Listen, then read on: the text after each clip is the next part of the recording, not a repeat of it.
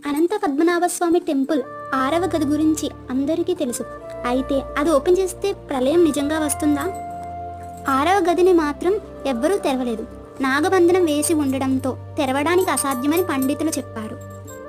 దాని గురించి పూర్తిగా తెలిసిన వాళ్ళు గరుడ మంత్రం చదివితే దానంతట అదే తెరుచుకుంటుందని కొందరు పండితులు చెప్తుంటే, అది తెరిస్తే ప్రపంచానికే అరిష్టమని మరికొందరు జ్యోతిష్యులు అంటున్నారు. అయితే గరుడ మంత్రం చదివి ఆ పాశాన్ని విప్పగల సిద్ధపురుషులెవరూ ప్రస్తుతం మన దగ్గర లేరట.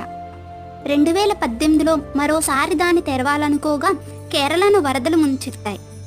పైగా పిటిషన్ వేసిన సుందర్ రాజన్ గదుల్ని తెరిచిన కొన్ని రోజులకే మరణించడంతో ఈ నమ్మకం బలపడింది. లోపల అలల ఘోషతో అర్థం కాని శబ్దాలేవో భయంకరంగా వినిపించాయని ఆలయ కమిటీ చెబుతుంది. ఆ తరువాత 1930లో ఓ దొంగల ముఠా దీన్ని దోచుకునేందుకు ప్రయత్నించగా పాములు చుట్టుముట్టాయి.